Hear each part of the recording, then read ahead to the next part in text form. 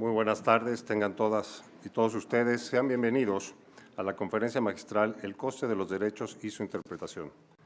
Tenemos el honor de contar con la presencia del magistrado presidente de la Sala Superior del Tribunal Electoral del Poder Judicial de la Federación, Felipe Fuentes Barrera.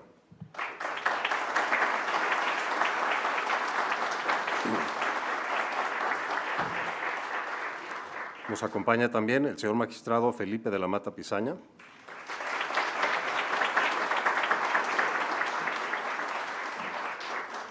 Y nuestro conferencista invitado, el doctor Francisco Javier Díaz Reborio, catedrático de la Universidad Castilla-La Mancha.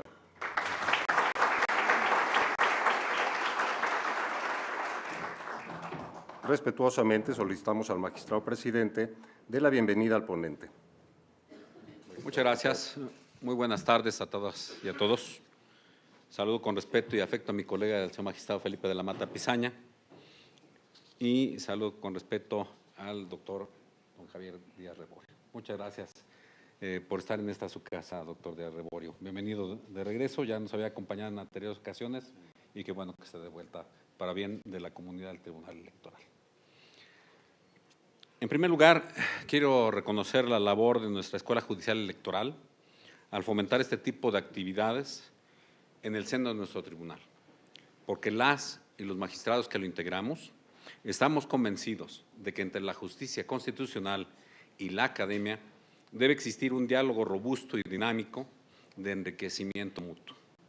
En el círculo judicial constitucional no solamente deben estar los tribunales constitucionales o cortes supremas, sino desde luego instituciones académicas, asociaciones científicas y grupos de la sociedad que con sus aportaciones contribuyen al mejor desarrollo de los grandes temas del derecho público. La materia sobre la cual nos dará cátedra en unos momentos el profesor Díaz Reborio es sin duda una de las que más dolores de cabeza causan a la justicia constitucional en cuanto a las posibilidades reales de tutela de ciertos derechos fundamentales.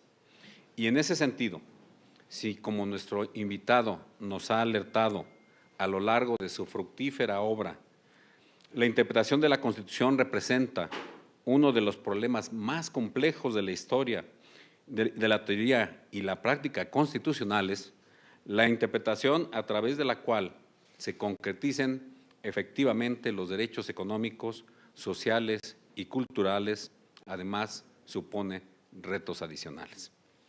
La interpretación por la que se materialicen estos derechos implica que el Tribunal Constitucional asuma una postura que puede interpretarse invasiva en ámbitos que corresponden a otros órganos del Estado, pues a través de esa actividad se pretende llenar los huecos materiales o financieros que operan en la realidad y cuyos efectos merman el ejercicio de determinados derechos.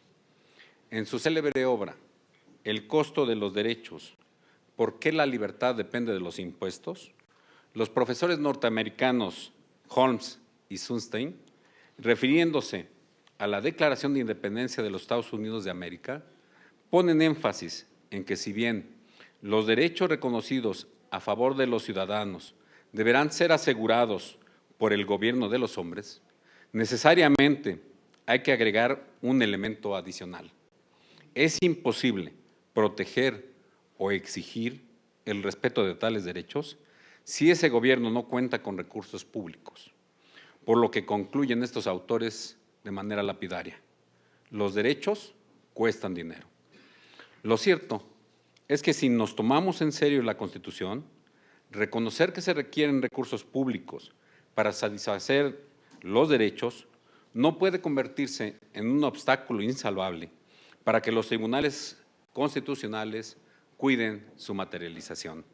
Al contrario, debemos adoptar decisiones balanceadas que transiten hacia la evaluación de los recursos materiales con los que se cuenta y a la par se ordene que los derechos en juego se satisfagan en la mayor medida posible con toda la complejidad que en estos casos representan. El tema elegido por el profesor Javier Díaz Reborio también guarda sintonía con el momento político y constitucional que actualmente vivimos en México. Justamente, ustedes lo saben, hace 2 días en el evento conmemorativo del 102 aniversario de nuestra Constitución Federal, el ministro presidente de la Suprema Corte de Justicia de la Nación destacó la necesidad de que la justicia constitucional en México deje atrás la visión anquilosada por la que los derechos sociales, económicos y culturales son concebidos como meras declaraciones de buenas intenciones o aspiraciones reivindicatorias. De ahí que hizo un llamado a transitar hacia un nuevo paradigma que adopte una interpretación constitucional transformadora a través de la cual se promueva el cambio social a fin de que los resultados se plasmen ya en la vida de las personas. Eso es, dijo, lo que hoy reivindica la sociedad mexicana. Como nunca antes, hoy el derecho en general y la justicia electoral en particular son la mejor herramienta para lograr los cambios sociales que México necesita. Debemos tener siempre presente que el cumplimiento de nuestra norma fundamental también transforma realidades y cambia vidas. Al igual que el país, nuestra Constitución ha evolucionado para responder a los desafíos, exigencias y necesidades de nuestro tiempo. Adoptemos así nuevas visiones e interpretaciones constitucionales que detonen políticas públicas para impulsar el desarrollo económico, político, social y cultural de nuestra nación en el siglo XXI. Estoy seguro de que las ideas que nos transmitirá el profesor Díez Reborio sobre estas temáticas serán de enorme utilidad para ayudarnos a seguir reflexionando sobre la construcción y el fortalecimiento de un modelo de interpretación y aplicación constitucional que haga realidad los derechos fundamentales que nuestro ordenamiento jurídico prevé. Por lo que esta conferencia constituye una experiencia muy enriquecedora para todos los servidores públicos que trabajamos en el Tribunal Electoral del Poder Judicial de la Federación. Profesor Javier Díez Reborio, siéntase en su casa, bienvenido, y seguramente aprenderemos mucho de lo que el día de hoy nos va a platicar. Muchas gracias.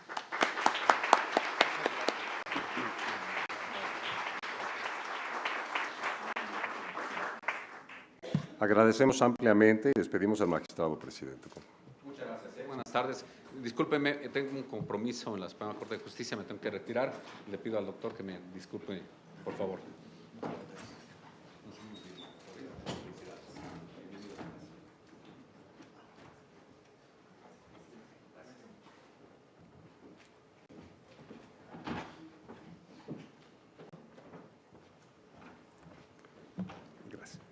A continuación, me permitiré leer una breve síntesis curricular del doctor Francisco Javier Díaz Reborio.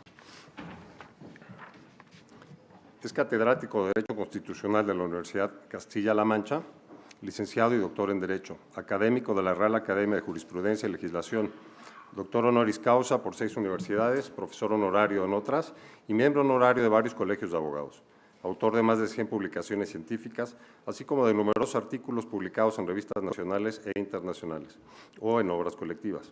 Ha realizado estancias de investigación en diversas universidades e instituciones europeas y americanas. Ha sido investigador principal en 16 proyectos de investigación y miembro de otros 2 más. Dirige el programa de doctorado en Derecho Constitucional y actualmente el máster universitario en Derecho Constitucional de la Universidad de Castilla-La Mancha y codirige también los másters online en Derecho Electoral y en Derecho Parlamentario y Técnica Legislativa, y la especialidad en Justicia Constitucional. Ha impartido numerosas conferencias, cursos y sesiones de posgrado y de doctorado en Europa e Iberoamérica, y ha participado en labores de asesoramiento en diversas instituciones públicas, como las Cortes de Castilla-La Mancha, la Consejería de Bienestar Social, la Asamblea Constituyente de Venezuela o el Tribunal Electoral del Poder Judicial de la Federación en México. Colabora habitualmente en prensa y otros medios de comunicación, habiendo escrito centenares de artículos desde el año 2000. Sin más, cedo el uso de la palabra al doctor Díaz Reborio.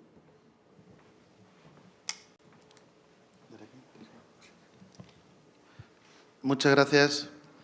Quiero, en primer lugar, pues agradecer la invitación que me formula el Tribunal Electoral del Poder Judicial de la Federación para volver aquí.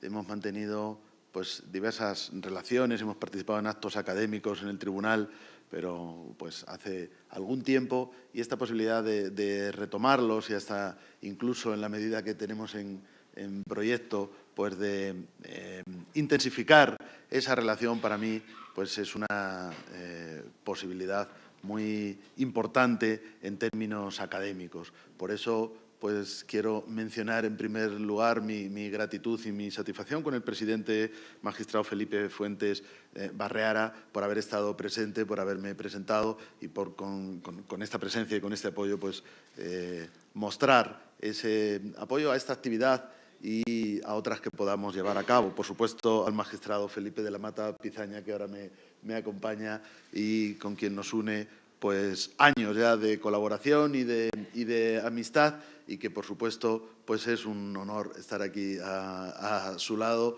en esta sesión y en esta oportunidad.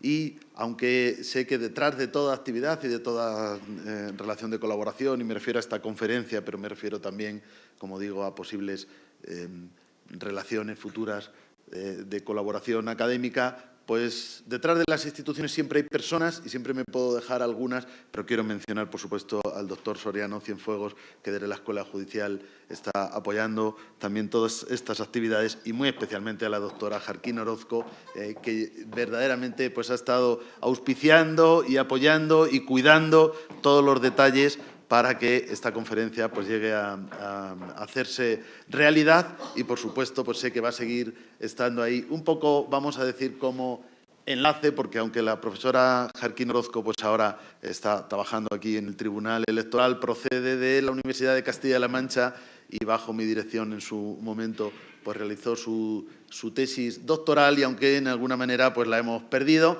pero es un gusto encontrarla aquí ahora en esta ocasión.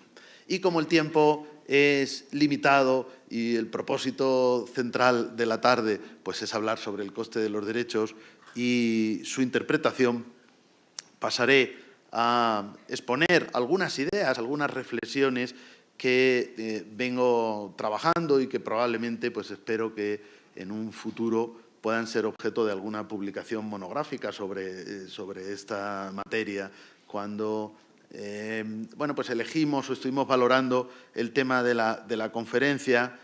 Naturalmente, la cuestión de la interpretación de la Constitución es algo que ustedes pueden comprender, o por lo menos si conocen alguno de mis trabajos, que me ha venido acompañando desde el inicio de mi actividad académica, pero pues nos hemos ido adaptando y actualizando, y ahora la cuestión del coste de los derechos es una preocupación actual y probablemente lo va a ser en el futuro, ¿no? Entonces, por eso he querido aunar estos dos pilares, ¿no? Uno que en alguna medida para mí es clásico, es permanente, ¿no? Forma parte de la propia teoría de la Constitución, como es la cuestión de la interpretación de la Constitución y la interpretación de los derechos fundamentales. Y el otro, si queremos, aunque también tiene, como vamos a ver a continuación, determinados antecedentes más remotos, pero verdaderamente es una preocupación que en el ámbito académico y también en el ámbito político y en el ámbito jurisdiccional, desde luego, pues es una preocupación reciente y creciente. Es decir, cada vez más la cuestión del coste de los derechos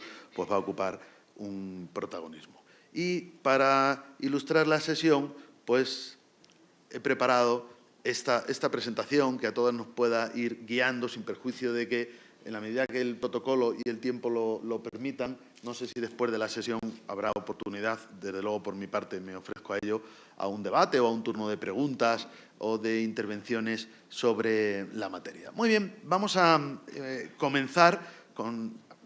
Todo va a ser un poquito apretado, pero por lo menos con alguna pincelada sobre lo que es la idea del coste económico de los derechos. Abro un mínimo paréntesis lingüístico.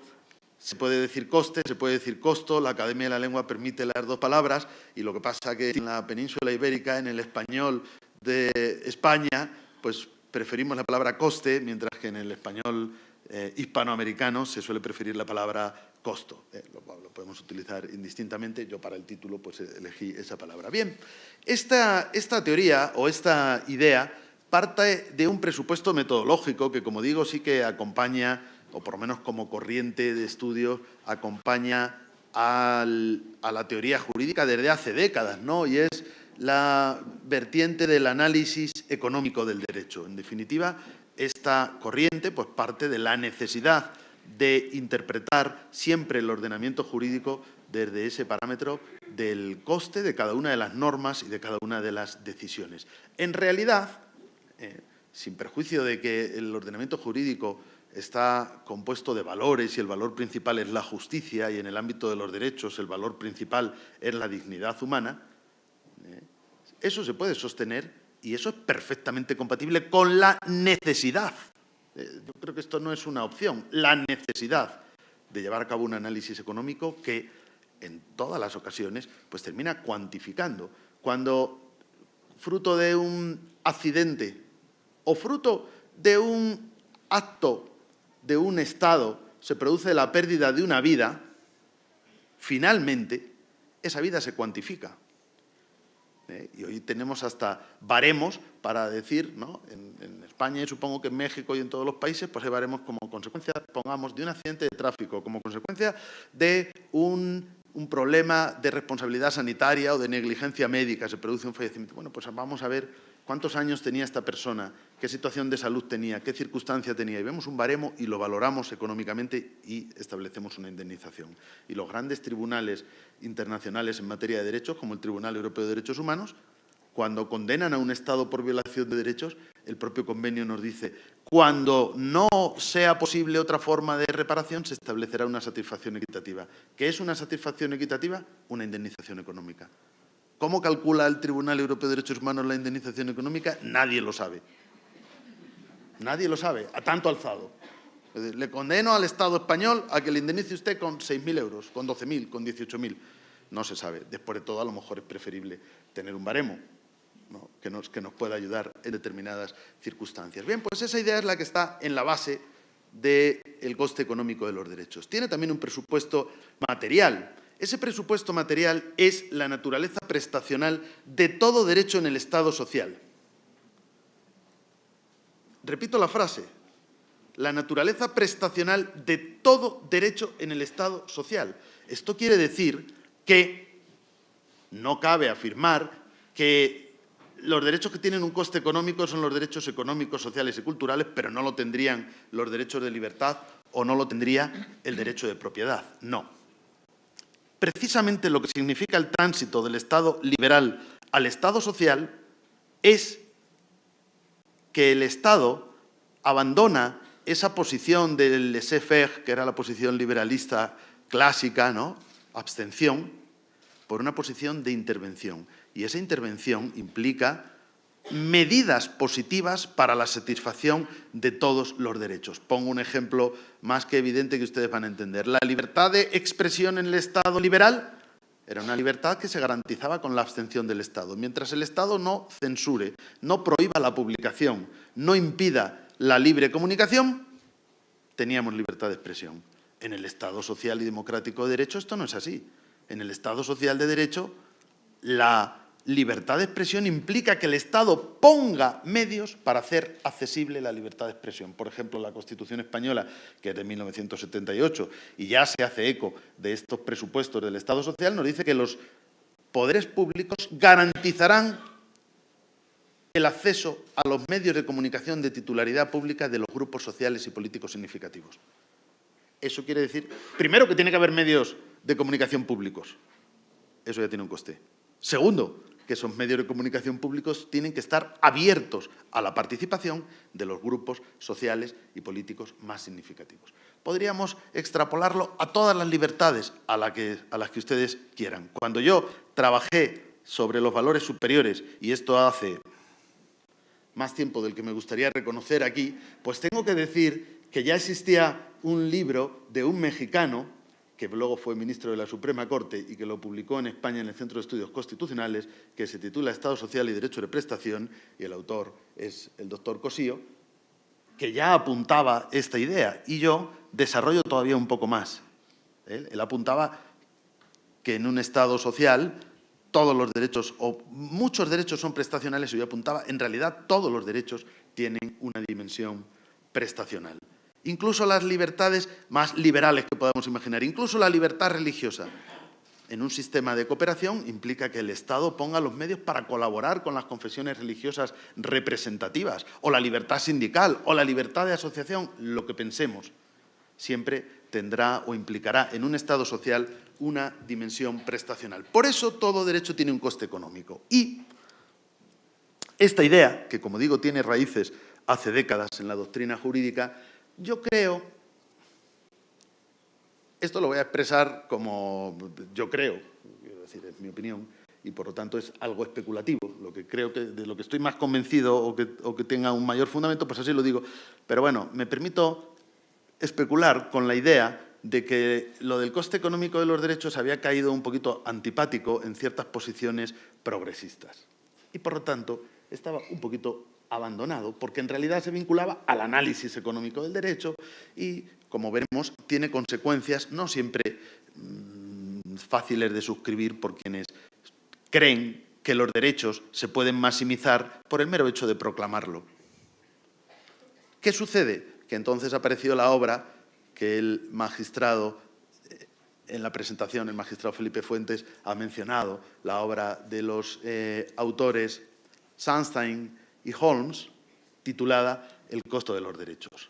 Y esta obra está escrita en claro diálogo, vamos a decir, debate, tensión, diálogo crítico con los liberales de Estados Unidos.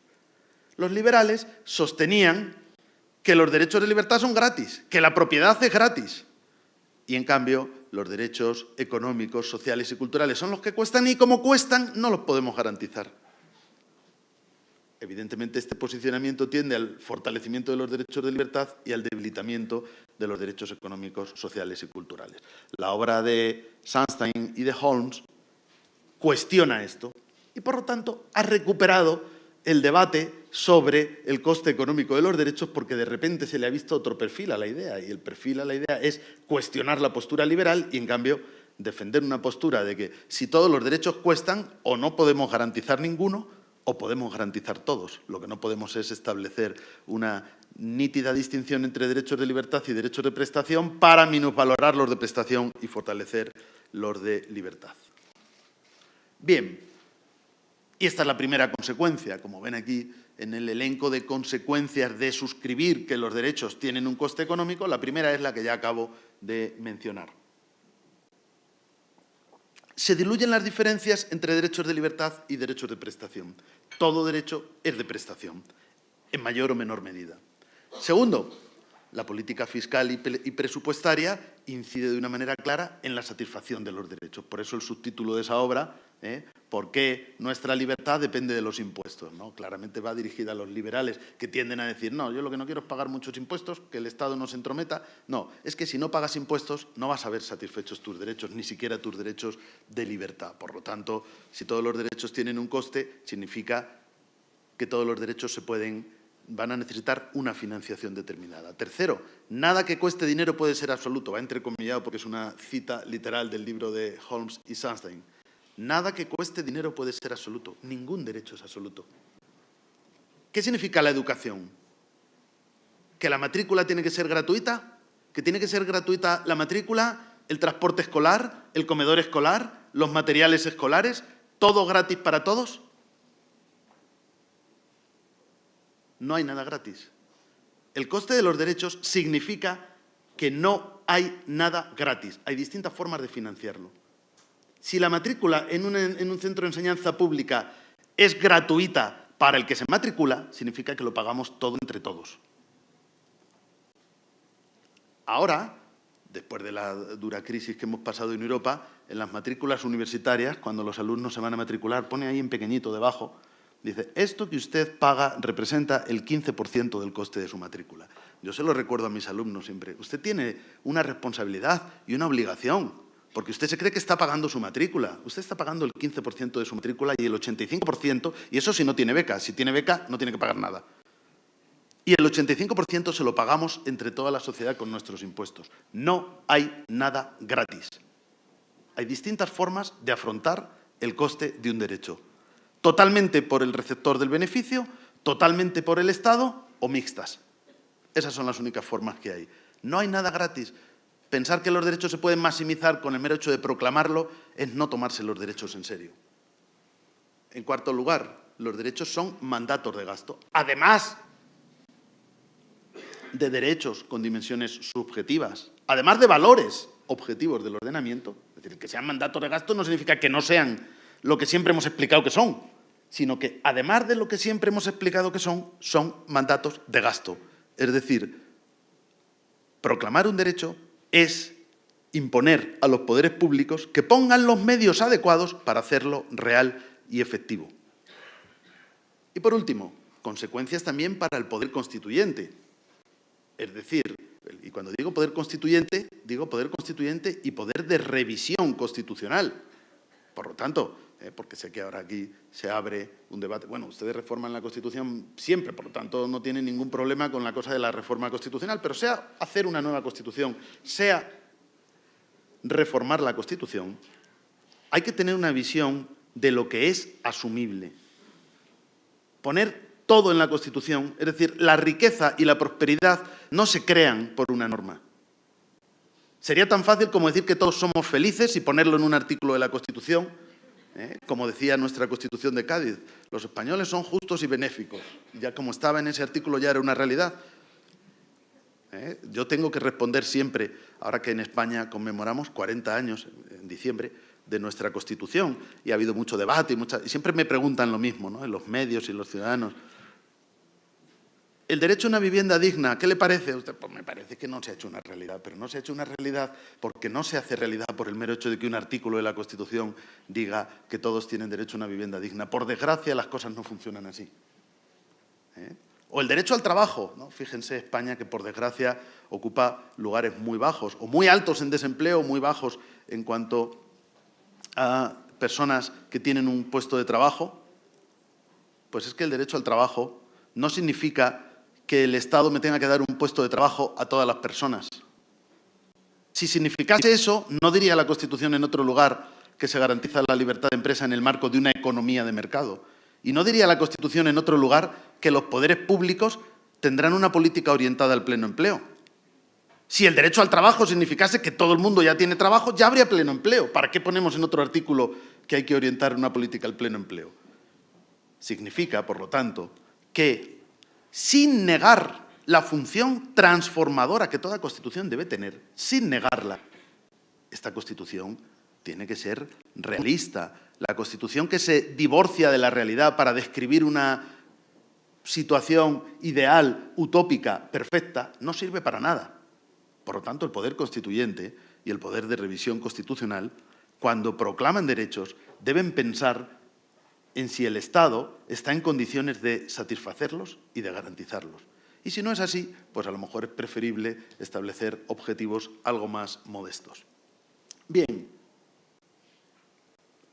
estas serían las consecuencias generales de la teoría del coste de los derechos. Pero esta teoría también es susceptible de críticas. Aquí está la portada del libro que venimos mencionando, porque son críticas que yo en este caso hago a los autores de este libro, es decir, la teoría tal y como viene establecida aquí. Bueno, en primer lugar, algunos plantean el indiferentismo axiológico, que significa decir, oiga, bueno, pues aquí al final todo depende del dinero, y si no tenemos dinero, pues no se puede satisfacer o no se puede reconocer o no se puede garantizar. Bueno, yo creo que esta crítica también tiene que ser matizada. Yo creo que una postura que defienda el coste económico de los derechos no debe ser incompatible con la defensa o la exigencia de que determinadas consecuencias que derivan de la dignidad humana tienen que satisfacerse. Es decir, no son renunciables. No son renunciables. Y luego vamos a ver más adelante cómo cabe indagar en mecanismos que permitan garantizar unos mínimos. Por lo tanto, el coste de los derechos no nos... Claro, si se utiliza como un criterio que permite rebajar la satisfacción de todos los derechos con el único argumento de que cuestan dinero, entonces sí, podemos apuntar esta crítica de indiferentismo axiológico. Los liberales, como digo, utilizan la idea del coste de los derechos para debilitar los derechos económicos, sociales y culturales, pero en cambio desde una posición progresista se puede mantener, como digo, un posicionamiento mucho más realista, que simplemente sea consciente de que los derechos no se garantizan con su proclamación. En cambio, hay una segunda crítica que me parece bastante interesante, y es que hay que reconocer que aunque Holmes y Sunstein, dedican gran parte de su artillería dialéctica contra los liberales para decir que la libertad también cuesta dinero y que la propiedad también cuesta dinero, para ser honestos, no me parece que la situación sea la misma. Si ponemos el ejemplo de la propiedad por un lado y la educación por otro, el coste no es el mismo ni la situación es la misma. El libro comienza, supongo que todos lo han leído, y si no, pues naturalmente es más que una recomendación, es una afirmación de algo que me parece ya imprescindible. Bueno, comienza poniendo el ejemplo de un incendio en una urbanización de lujo en Long Island. Entonces dice, los propietarios de esta urbanización de lujo, cuando se incendian sus viviendas, ¿quién les apaga el fuego? Los bomberos con el dinero de todos, ¿no? Es el primer ejemplo que él dice de un derecho clásicamente liberal como es la propiedad, que sin embargo implica el coste económico que vamos a asumir todos con nuestros impuestos para proteger las propiedades. El ejemplo es intencionado, claro, ¿no? Una urbanización de lujo, grandes propietarios, pero cuando se incendia vamos todos. Pero, si lo pensamos bien, en realidad, si vamos a comparar la propiedad con la educación o la salud, ni el coste es el mismo ni la situación es la misma. En el ámbito de la propiedad lo que cuesta es la garantía. Yo creo que lo que les pasa a Holmes y a Sunstein es que no distinguen entre derecho y garantía. Eso debe ser porque son garantistas, pero no lo saben, porque, entre otras cosas, no citan a Ferraioli ni a ningún otro autor europeo, como suelen hacer a veces los autores en los Estados Unidos. Por lo tanto, no dicen somos garantistas, pero son garantistas. En realidad, no están haciendo una distinción entre derecho y garantía, sino que entienden que la garantía forma parte del propio derecho. Quien distinga o pueda distinguir la garantía y el derecho puede señalar que en algunos derechos lo que tiene un coste no es la propia satisfacción, sino la garantía. Pero voy más allá. Es que no solamente se trata de eso, se trata de que la garantía de los derechos puede ser común. Quiero decir, los bomberos, ejemplo que pone el libro, el ejército. El libro utiliza el ejemplo del ejército. Dice, el ejército lo pagamos entre todos. Y además de defender la integridad territorial del país, o mejor dicho, a la vez que defiende la integridad territorial del país, defiende las propiedades privadas de los propietarios del país. Bueno, es verdad, pero es que el ejército, los bomberos, o por supuesto el Poder Judicial, que es la primera y principal garantía, son comunes a todos los derechos. No están solo para garantizar la propiedad, ¿verdad? Están para garantizar todos los derechos. Por lo tanto, con esto no digo que esté en desacuerdo con lo que defienden estos autores, sino que hay que contextualizarlo y matizarlo un poco. Porque es verdad, todos los derechos cuestan, pero no todos los derechos cuestan lo mismo. Bien, y tercera crítica, no cabe igualar todos los derechos desde la perspectiva de su coste. Es lo que les acabo de mencionar. Hay derechos que van a tener un coste menor porque el coste se va a producir solo en el ámbito de las garantías y no, por lo tanto, en el ámbito del contenido esencial del propio derecho. Pero repito que estas críticas simplemente pretenden contextualizar, matizar, revisar en alguna medida el contenido de esta teoría, pero, por lo menos desde mi punto de vista, no implica que abandonemos esta teoría o que pensemos que no es válida, sino que simplemente que yo creo que tal y como la expresan estos autores en este libro, pues resulta un poco radical, ¿no? Pues trata también de... Bueno, porque este libro tiene un objetivo muy claro, que es el que ya he dicho, que es rebatir a los liberales, ¿no? Bueno, pero dicho esto, la conferencia se titula El coste de los derechos y su interpretación, porque donde yo me quería centrar no es en lo anterior, que era sobre todo pues, los aspectos básicos de la teoría, sino en las consecuencias que se pueden extraer en el ámbito específicamente interpretativo. También diré algo de garantías, naturalmente, porque también soy, por lo menos, algo garantista, vamos a decir, pero me centraré sobre todo en la interpretación. Bueno, simplemente voy a enunciar un elenco de consecuencias del coste económico de los derechos para su interpretación. En primer lugar, el reconocimiento constitucional de un derecho no puede interpretarse como una garantía de maximización. Esto no es lo que parece, puedo explicarlo. En realidad es una frase un poquito irónica que yo utilizo a veces. Lo vi en una película que lo que pasa es que cuando a una persona, su pareja, le encuentra en la cama con otra pareja y entonces contesta exactamente esto, no es lo que parece, puedo explicarlo. Y en realidad eso es lo que muchas veces los juristas y sobre todo los tribunales constitucionales dicen respecto a los derechos, porque la Constitución los proclama sin límite, ¿no? Entonces nos parece, en España ha sucedido con el derecho al agua, ¿no? El Estatuto de la Comunidad Valenciana reconocía el derecho al agua de todos los valencianos para que puedan consumir toda el agua de todas las cuencas hidrográficas. El Tribunal Constitucional tuvo que decir, no es que sea inconstitucional, sino que no es lo que parece, puedo explicarlo. Voy a explicarle que el derecho al agua no significa un derecho subjetivo fundamental, significa una política orientadora para que los poderes públicos se preocupen porque haya agua. En realidad, la explicación, casi siempre, el ejemplo de la película, supongo que eso sucederá en la realidad algunas veces, pero yo solo lo he visto en la película, el ejemplo de la película en realidad pone de relieve que cuando alguien dice no es lo que parece, puedo explicarlo, a continuación viene una explicación muy poco satisfactoria, claro. Muy poco satisfactoria. Pues eso realmente se produce a veces. Cuando el constituyente ha dicho, los dos ejemplos que yo les ponía antes de la Constitución española, que sin duda alguna son los más evidentes, ¿no? Y los más dolorosos, por otro lado, porque cuesta mucho explicar. Yo cuando se aprobó la Constitución española, ustedes pueden suponer que no tenía edad para votar, así que no tengo nada que ver. Pero, quiero decir, nada que ver con esa redacción. Pero a la hora de explicarlo, cuesta mucho explicar, y cuesta mucho explicar a los propios alumnos lo que significa el derecho al trabajo, lo que yo les he explicado a ustedes antes. Que no es lo que parece, puedo explicarlo. Que el derecho al trabajo parecería que todo el mundo va a tener trabajo porque la Constitución lo diga, pero no.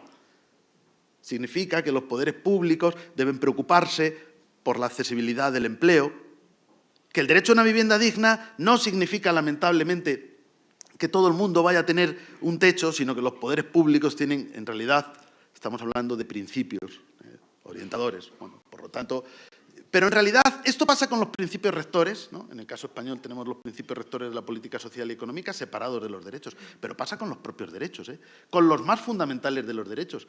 La educación es un derecho fundamental en todos los países, por lo menos en España claramente está en ese capítulo, y sin embargo, no es lo que parece, puedo explicarlo. La educación no significa que usted no tenga que hacer ningún esfuerzo por recibir educación.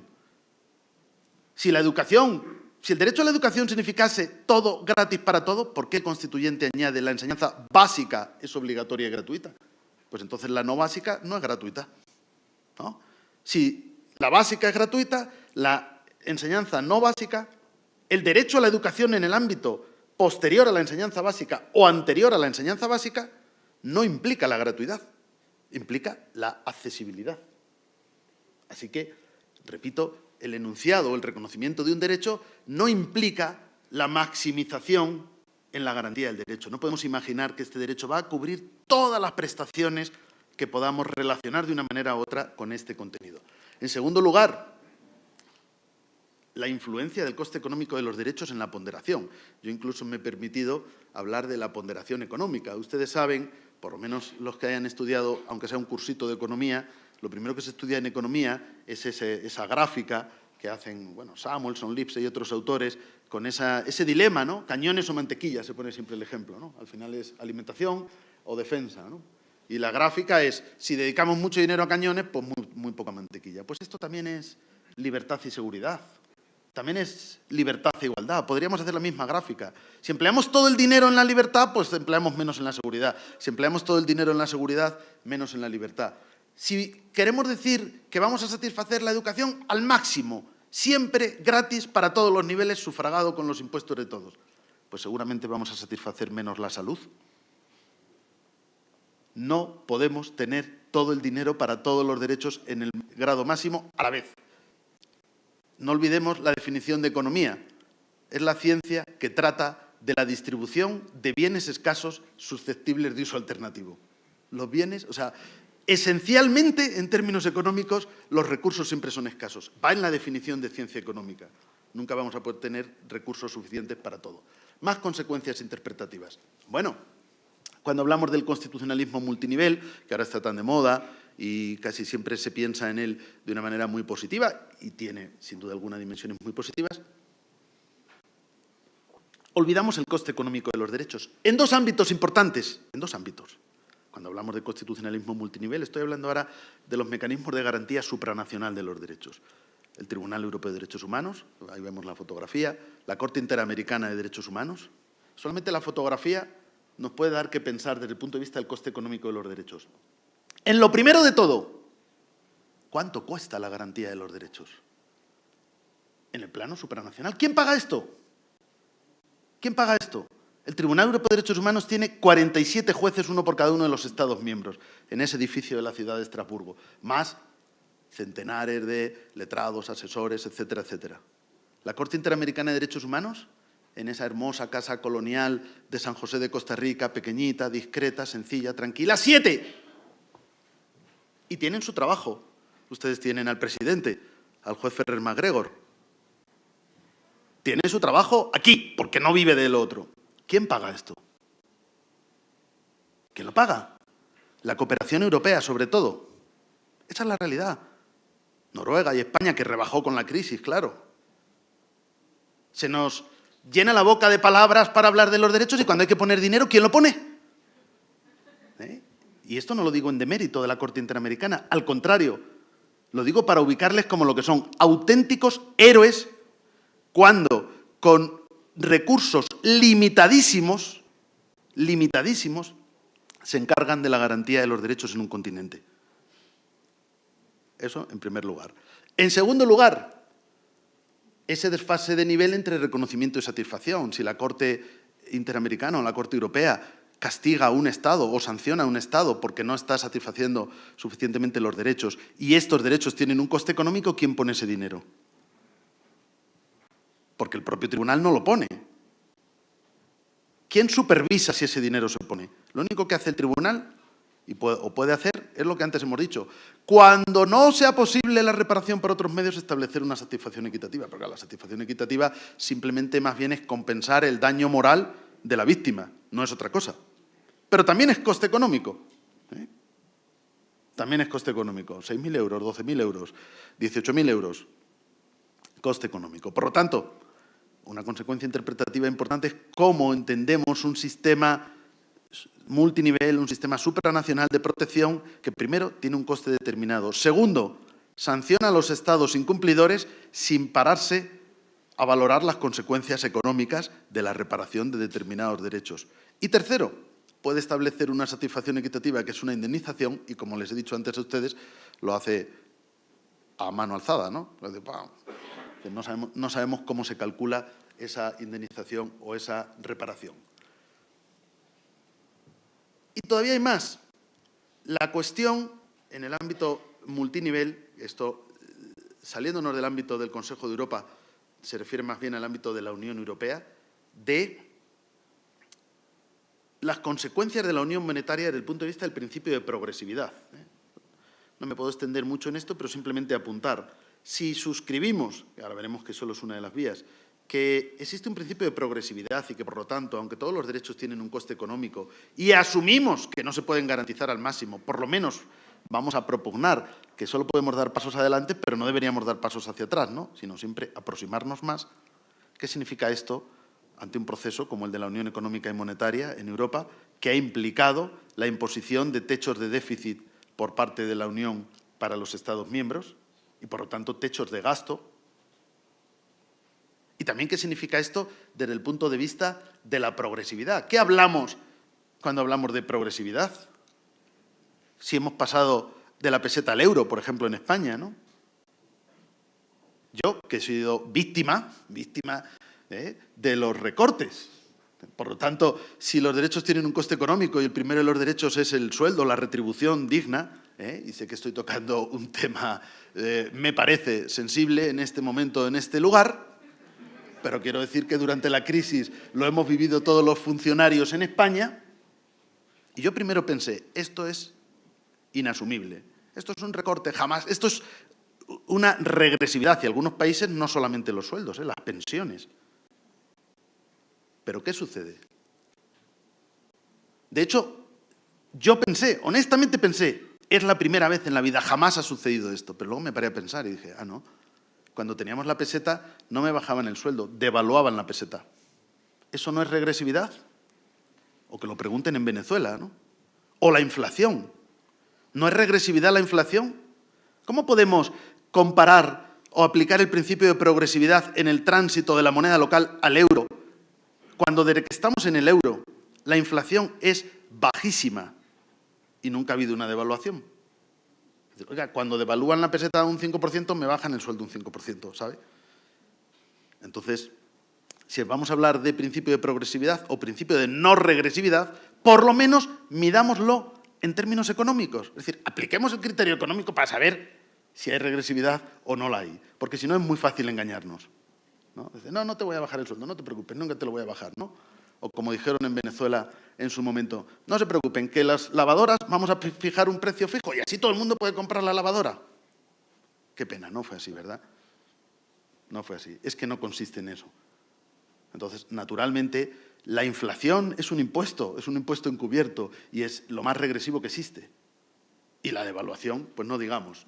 Bueno, pues esto, que por supuesto tiene consecuencias importantes desde el punto de vista de la regresividad de los derechos a la hora de medirlo, pues lo hemos aprendido en este proceso de globalización o por lo menos de integración supranacional en Europa. Y bueno, terminando este punto, y ya pronto también terminando la conferencia, pero luego quiero decir algo, como les he dicho, de la garantía, una mirada al presente y al futuro, ¿no? Y son las consecuencias interpretativas del coste económico, no ya en el mundo globalizado que ahora vivimos y al que ya me he referido antes, sino incluso mirando hacia el futuro. Hay un autor, que no sé si ustedes han leído, pero que es una de las referencias ahora en la interpretación económica de la realidad que nos está tocando vivir, pero sobre todo con el pronóstico para lo que él dice que vamos a vivir en el año 2050, que es Jeremy Rifkin.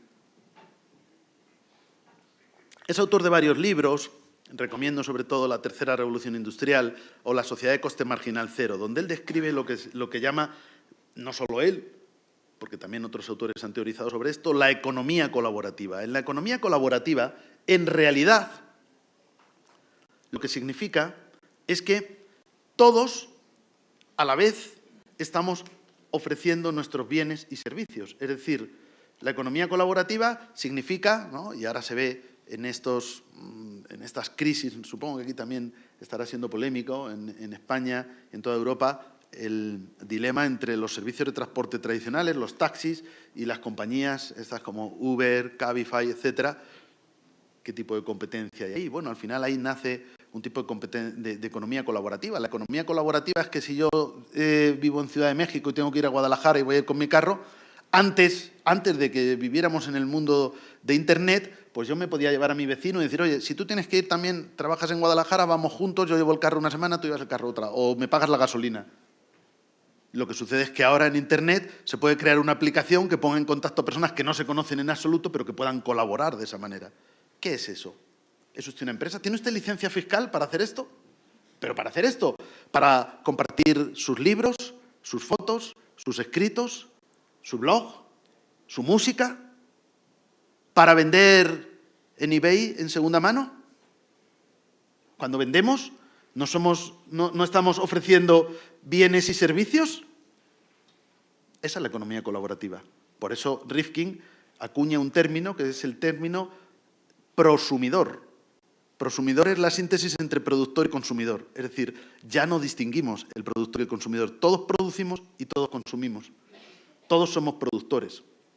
Imagínense, bueno, él dice, esto ya es lo que no sabemos, yo creo que es un poco optimista, que allá por el año 2050 el capitalismo, como medio de producción económica, habrá sido sustituido, habrá sido reemplazado sin ningún tipo de revolución, de una manera normal, como una evolución del propio sistema capitalista, por esta economía colaborativa.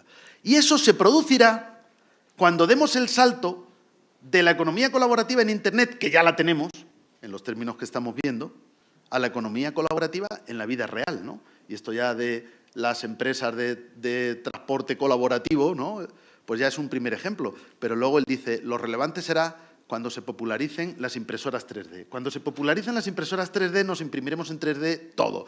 El vestido, el reloj, el bolígrafo, la botella, el vaso, el coche. Entonces, ¿qué vas a comprar? Vas a comprar el diseño.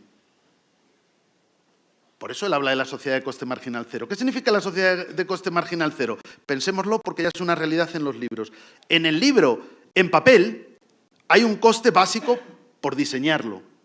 Y por eso cuando lo vas a imprimir te dicen, no, lo mínimo son 1000 ejemplares o 800 ejemplares, porque hay un coste que si no, nunca se rentabilizaría. Y a partir de ahí un coste marginal. Significa, por cada ejemplar tenemos un coste pequeño, pero tenemos un coste. El papel, la tinta. En el libro digital el coste marginal es 0. Cuando todos tengamos la impresora 3D, el coste marginal de todo será cero. Lo único importante es quién diseña.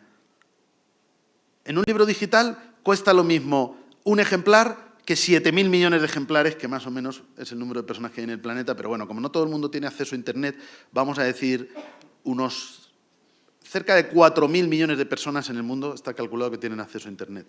Pues 4.000 millones de ejemplares de un libro cuestan lo mismo que uno, ¿no? Pues naturalmente esto, si algún día, como dice Rifkin, se va a trasladar a todo tipo de relaciones, pues por supuesto que va a generar otro tipo de economía y otro tipo de formas de producción. También es verdad que la experiencia de Uber y Cabify nos hace pensar que a lo mejor no todo es tan optimista como él sugiere, porque allí donde algo ha nacido como economía colaborativa, de repente aparece una empresa que lo controla, lo monopoliza y es la que se beneficia, ¿no? Entonces, bueno, hay que tomarlo con cierta cautela. Pero bueno, eso puede suceder. Lo importante es que si vamos en esta línea, sea más, sea menos, fíjense que todo el paradigma de los derechos en el que nosotros hemos estado siglos diseñando un sistema de derechos, hablando de generaciones de derechos y de nuevos derechos económicos, sociales, culturales, ambientales, todo eso parte de un sistema de producción económica que es el capitalismo. Cuando hablamos de derechos del trabajador es porque consideramos que el trabajador es un sujeto que va a contratar con el empresario. En el momento que no haya diferencias entre empresario y trabajador, porque todos vamos a ser autónomos, si se cumple lo que dice Rifkin, es decir, todos vamos a vivir de lo que producimos y vamos a obtener gran cantidad de servicios y de bienes sin coste ninguno y vamos a ofrecer otros. ¿Qué sentido tiene hablar de derechos del trabajador? ¿De libertad de empresa? Si todos somos prosumidores. ¿O de derechos del consumidor? El consumidor es una figura que tiene sentido frente a la empresa que ofrece bienes y servicios. Si esa distinción desaparece, todas las categorías, toda la clasificación de derechos que venimos haciendo, habrá que revisarla, ¿no? He puesto estos ejemplos y, por supuesto, habría muchos otros. Y bien, para terminar, diré alguna palabra sobre las garantías, porque, naturalmente, no quisiera que la conclusión de la exposición condujera a un relativismo tal que supusiera decir que, como los derechos cuestan dinero, pues en realidad no sabemos ni somos capaces de garantizarlos si no tenemos dinero. Naturalmente, lo bueno de las crisis es que se puede aprender algo, ¿no? de las propias crisis. Entonces, la durísima crisis económica que hemos vivido en Europa y en Estados Unidos, yo creo que en todo el mundo occidental, desde 2007, 2008 hasta 2013, 2014, es que se pueden extraer algunas consecuencias, ¿no? También se han buscado fórmulas para establecer ciertas garantías. Ya no podemos concebir la garantía como antes, sin perjuicio de que yo tampoco defiendo que no tengan que existir las garantías jurisdiccionales. Ahí lo ven. Hay que buscar garantías jurisdiccionales orientadas específicamente al problema del coste económico. Por ejemplo, las vías para declarar la inconstitucionalidad por omisión. Si los derechos tienen un coste, significa que cuando el poder público no pone a los derechos el dinero que tiene que poner, está omitiendo un deber constitucional. Si hemos dicho que un derecho es un mandato de gasto, cuando se incumple ese mandato de gasto, tenemos que establecer vías para que se pueda señalar esa omisión, ¿no? Hay fórmulas como en Italia, por ejemplo, hablan de las sentencias aditivas de gasto, que es cuando el tribunal, la Corte Constitucional, le dice al legislador que esa ley es inconstitucional no por lo que contiene, sino por lo que omite, y que tiene que extender determinada prestación, determinado beneficio a otros colectivos, ¿no? Por ejemplo, en el ámbito de prestaciones sociales. Hay muchas sentencias que dicen, no, esta pensión que establece el legislador es insuficiente, o solamente se ofrece a este colectivo y se tiene que extender. Esas sentencias cuestan dinero. Esa es otra vertiente del análisis económico del derecho. El dinero que cuesta ejecutar determinadas sentencias, ¿no? Bueno, pues ahí hay que profundizar en esa idea. O la posible inconstitucionalidad de los recortes, pero esto plantea problemas, ¿no? Los recortes llamados sutilmente por los gobiernos ajustes, pero los gobiernos hablan de ajustes y los ciudadanos hablan de recortes, pues también pueden ser declarados inconstitucionales. ¿Pero quién pone el dinero? Cuando el Tribunal Constitucional dice que un gobierno o un legislador está recortando y eso es contrario a la Constitución, ¿de dónde sale el dinero? En Portugal hemos vivido una experiencia. El Tribunal Constitucional de Portugal creo que ha sido el único que abiertamente se ha enfrentado a determinadas medidas de recorte del gobierno, teniendo en cuenta que Portugal fue un país que estuvo en realidad intervenido por la propia Unión, rescatado, ¿no? Fue rescatado por la propia Unión. Por tanto, estaba obligado a determinados recortes. El Tribunal Constitucional declaró inconstitucionales algunos recortes y el Gobierno recortó por otro lado. El Gobierno que le dice no puedes recortar las pensiones, pues va a recortar la sanidad. Porque los recursos son limitados. Dicho esto, y antes de que el pesimismo nos tome posesión de nosotros hasta el punto de que caigamos en la depresión, apuntaré por lo menos 3 posibles vías que me parecen interesantes para intentar buscar algún tipo de garantía que nos haga fortalecer un contenido, por lo menos mínimo, de los derechos, incluso en las peores situaciones de crisis económica o de austeridad. En primer lugar, ya lo he hablado, el principio de progresividad. Está expresamente mencionado en el artículo 26 de la Convención Interamericana de Derechos Humanos de San José de Costa Rica y nos viene a decir eso, que no se puede retroceder. Sabemos que el derecho no se va a satisfacer en su integridad, pero por lo menos debemos dar pasos adelante y no atrás. Pero ya he dicho antes también que debemos ser cautos y rigurosos a la hora de medir la progresividad o, en su caso, la regresividad. En segundo lugar, la idea del mínimo vital. La idea del mínimo vital ha sido establecida por el Tribunal Constitucional Federal alemán y lo ha hecho basándose en el principio de dignidad humana, el principio de dignidad de la persona. Hay determinadas situaciones que son atentatorias contra la dignidad. Yo he hablado antes, voy a ir concluyendo, pero esta reflexión me parece interesante. He hablado antes del derecho a una vivienda digna, ¿no? Un derecho, como digo, doloroso por su insatisfacción permanente, ¿no? Porque no se ha logrado.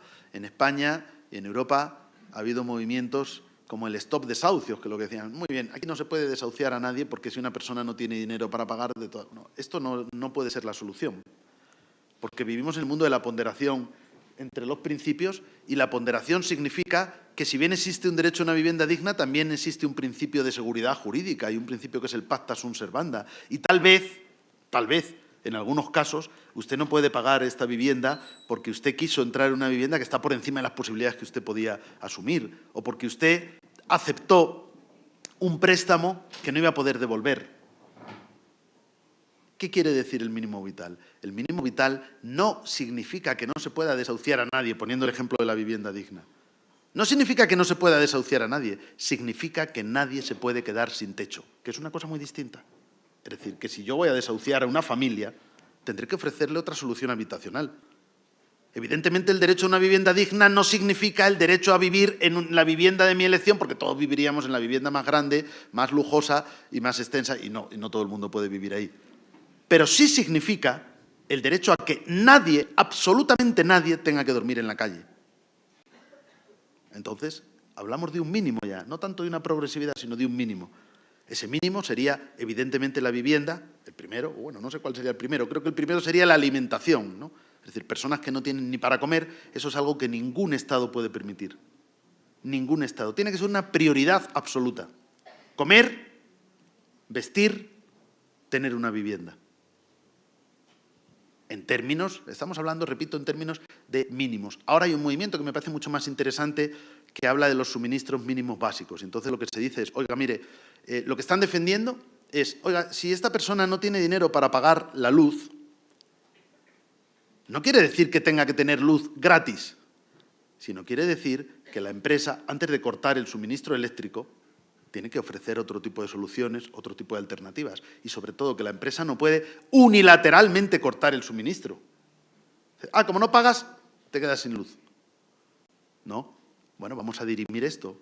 Vamos a ver qué soluciones o qué alternativas se pueden ofrecer. Esta es la idea del mínimo vital que, desde mi punto de vista, es la más interesante, ¿no? Para explorar por lo menos la garantía de un núcleo mínimo, de un contenido esencial de los derechos. Y luego, también en el derecho constitucional comparado se conocen cláusulas de mínimos específicos. Por ejemplo, cuando se establece un porcentaje del gasto público que debe utilizarse para determinada cuestión, ¿no? Por ejemplo, en la Constitución de la República Dominicana se establece un porcentaje de gasto mínimo en educación. Está bien, pero claro, de nuevo el problema es, ¿qué sucede si el legislador, a través de la ley de presupuestos, incumple ese mandato? El tribunal lo más que puede hacer es emitir una sentencia verificativa, es decir, bien, constato que en efecto los poderes públicos o el legislador presupuestario no está dedicando el dinero necesario que la Constitución le impone a educación. Pero el Tribunal Constitucional no puede decir, mire, y lo tengo aquí en la cartera y lo voy a poner yo para resolver el problema de la educación en este país. No. ¿No? Pero bueno, eso no quiere decir que yo esté en contra de estas cláusulas, siempre que puedan contribuir. Pero como les digo, de esas tres vías, probablemente la primera y la segunda, y sobre todo la segunda, me parecen las más interesantes a explorar. Por supuesto, vía interpretativa y con una garantía jurisdiccional. Y por eso ahí, aunque yo constato ahí los déficits de garantías, que son evidentes, es decir, si estamos hablando de coste económico de los derechos, ya no pensamos en las garantías tan sofisticadas, tan acabadas y tan elaboradas que hemos alcanzado a lo largo de 2 siglos de constitucionalismo para los derechos en una concepción liberal, sino que son mucho más complejas, mucho más sutiles. Pero ahí el papel de la jurisdicción es esencial. Es esencial. Es decir, sin un tribunal que pueda decirle al poder público cuándo está incumpliendo estos deberes mínimos, cuándo está dejando insatisfecho este mínimo vital, yo tengo que decirles una cosa. España ha pasado una crisis muy grande en lo económico, en lo político, en lo ético. Casos de corrupción graves. ¿Quién nos está ayudando a salir de todo eso? El Poder Judicial. Lo grave no, es grave que haya casos de corrupción, pero lo grave sería que los corruptos no pagaran. Es grave que haya habido necesidades, pero lo grave sería que los tribunales han contribuido, a veces incluso podemos pensar que en exceso, ¿no? Anulando, pues no sé, hasta las cláusulas suelo de las hipotecas. Diciendo, mire, es que esto es una cláusula abusiva, que una empresa en una posición de superioridad ha impuesto al ciudadano. Los tribunales están desempeñando un papel fundamental. Por lo tanto, y si hablamos de coste económico, los tribunales, el Poder Judicial naturalmente cuesta dinero. Si estamos en un tribunal electoral y no he dicho ni una palabra, por lo menos mencionarlo como reto para el debate, de las garantías político-electorales, por supuesto. Por supuesto. Es decir, el papel, hablando ya en el caso de México, del Tribunal Electoral del Poder Judicial de la Federación, en el fortalecimiento de la democracia y del pluralismo político en México es impagable. Lo digo desde fuera, pero con algún conocimiento, porque algo he leído, algo he seguido, y tengo aquí familia, y algo se sigue de la evolución, y todos sabemos que México ha partido o ha vivido durante décadas situaciones donde el pluralismo político pues no era la principal característica, vamos a decirlo sutilmente, del panorama político mexicano, y sin embargo, pues esto se ha ido abriendo. No quiere decir que sea la democracia perfecta. Entonces, dijo alguna vez en algún foro en este mismo tribunal, ¿no?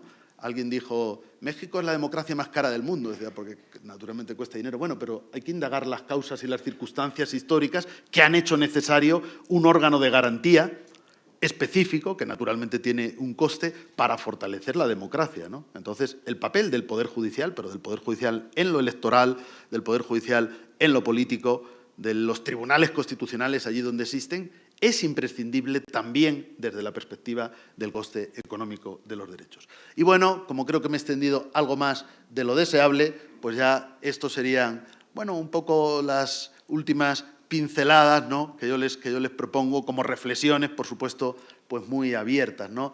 El Estado social todavía no se ha hecho una realidad y la globalización nos ha arrasado como un tsunami, ¿no?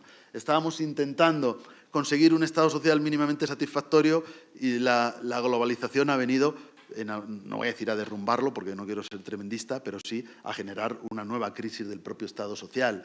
El coste económico de los derechos, pues naturalmente nos obliga a replantear absolutamente el entendimiento y la interpretación de los derechos. Y yo creo que, desde luego, la globalización no la va a parar nadie. Es decir, parar la globalización, volver al proteccionismo, eso es el mayor error que podamos imaginar. El mayor error. Pero, en cambio, podemos humanizarla. Podemos intentar construir una globalización donde la persona, donde la dignidad y donde los derechos ocupen el núcleo, ocupen el centro y sean el pilar fundamental también en este contexto de la globalización. Pues nada más y muchísimas gracias, quedo a su disposición.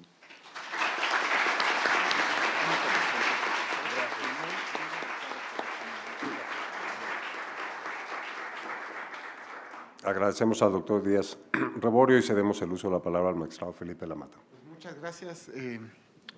Bueno, el profesor Díaz Reborio muy amablemente y generosamente también se presta no solo a preguntas y respuestas, sino al debate. Y yo creo que es una gran oportunidad.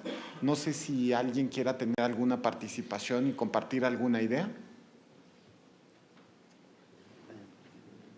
¿Sí? para que le acerquen el Sí, micrófono. buenas tardes, me pongo de pie. José Ramón Narváez. Profesor, comparto gran parte de esta idea de que hay que pues, considerar la parte monetaria de los derechos. Sin embargo, tengo pues, algunas dudas. Primero porque me parece que tanto la idea de coste como de derechos humanos es una idea que está planteada solo desde el ámbito occidental. Coste pues, es un valor monetario y por otro lado los derechos humanos vistos como pues, un ejercicio básicamente estatal, cuando bueno, hay teorías, por ejemplo, sobre los derechos en su horizontalidad. Y pienso entonces en las comunidades indígenas latinoamericanas. Muchas de ellas pues tienen una cosmovisión donde esta idea de coste es totalmente distinta e incluso pues hay cosas que no se podrían monetarizar. La idea de trueque o la idea de la cooperación o de la… es más, me parece que la idea de la economía colaborativa de alguna forma es una especie de retorno a esta antropología.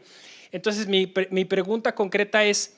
o sea, ¿cómo darle el giro a estas teorías que normalmente tienen que ver con el derecho económico y que pues, surgen en Estados Unidos y que después tienen una revisión en Europa, pues a partir pues, de esta otra visión del derecho constitucional mismo, ¿no? Donde pues, no todo tiene que ser pensado en términos monetarios, incluso también concediendo estas hipótesis que usted hace sobre un futuro posible en el que este coste marginal cero va a existir a partir de una realidad virtual. Muchas cosas no tendrían al menos esa acepción que le asigna hoy la Real Academia a la idea de coste.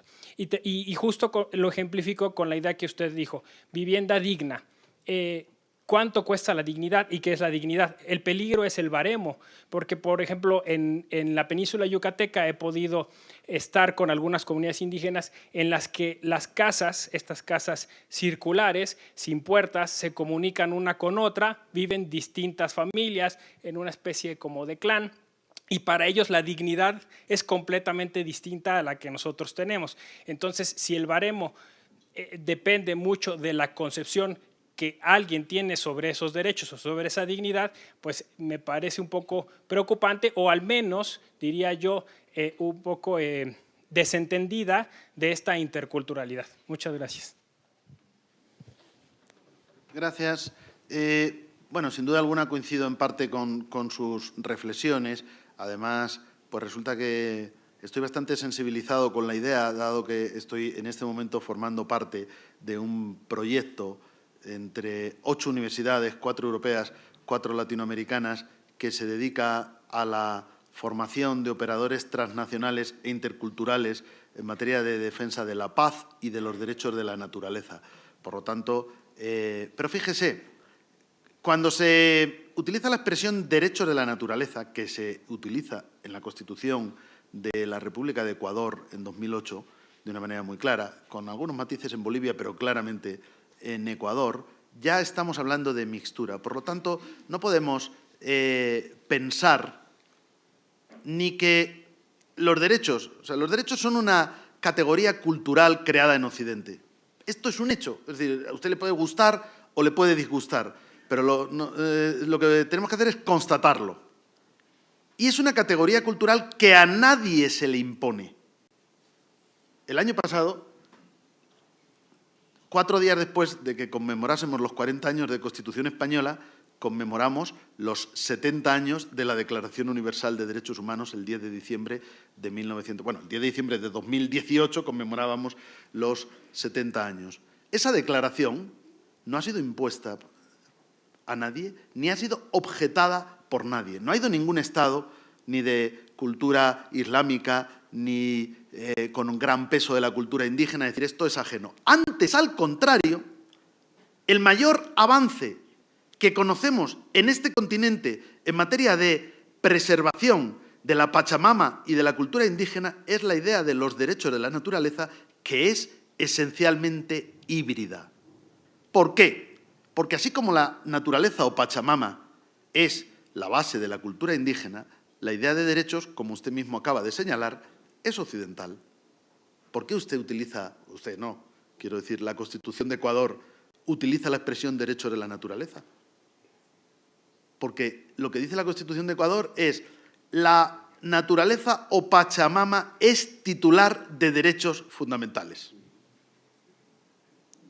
Somos, por supuesto, esencialmente híbridos, en términos culturales y, por supuesto, en términos jurídicos. Entonces, todo lo que usted me quiera decir sobre relativizar la idea de derechos y la idea de coste de los derechos, bueno, pues yo lo puedo decir también en términos de hacer compatibles ideas que se tienen que hacer compatibles porque el mundo de los derechos es el mundo de la ponderación, ¿no?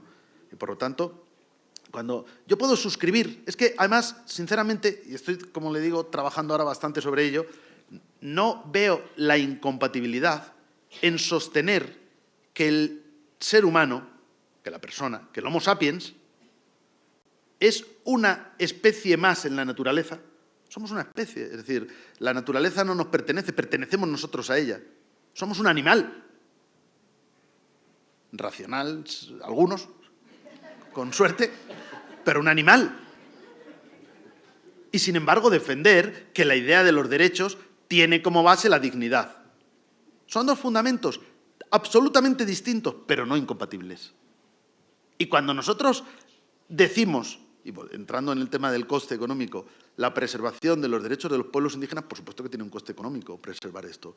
Y esto implica medidas activas, y esto implica medidas legislativas, y esto implica medidas financieras, y esto implica reformas constitucionales. Y todo esto tiene un coste. Que luego que el término de coste no se tenga que medir en términos estrictamente monetarios, eso lo suscribo. Pero yo no descarto la palabra coste porque todo, en definitiva, tendrá un coste. Por no decir, hablando de derechos de los indígenas, que naturalmente, vamos a ver, es que vivimos el mundo de la globalización, nadie se sustrae a la globalización. En Ecuador y en Perú, pero sobre todo en Ecuador, sostienen la idea de las tribus no contactadas. Pero nadie puede saber eso, porque si no están contactadas, ¿quién puede saber con certeza que existen? Y si sabemos que existen es que alguien contactó. Lo que quiero decir es que yo también he viajado a zonas indígenas y hay zonas indígenas donde uno lo primero que ve es el celular y lo segundo la parabólica. Entonces, probablemente no seremos capaces de... Y también he leído en este proyecto de investigación sobre, bueno, la cuestión de los problemas que están alterando esa armonía, que ya de por sí la idea de la armonía de la naturaleza nos da un poco que pensar, porque la armonía, en la naturaleza la violencia y la lucha están a la orden del día. La armonía, pero en fin, esa armonía en la que supuestamente los pueblos indígenas han vivido durante siglos se altera, porque los propios indígenas acceden, por ejemplo, indígenas que cazaban con flechas, acceden a las armas de fuego. Y eso altera naturalmente el equilibrio, pero ellos acceden y dicen, no, la verdad es que se caza mucho mejor así. Luego, quiero decir, preservación de la cultura indígena, por supuesto, relativización del concepto, si queremos, de derechos y revisión de la idea de coste, eso lo suscribo. Es decir, el coste económico no siempre es un coste monetario, ¿no? Y, por supuesto, hay costes que hay que asumir.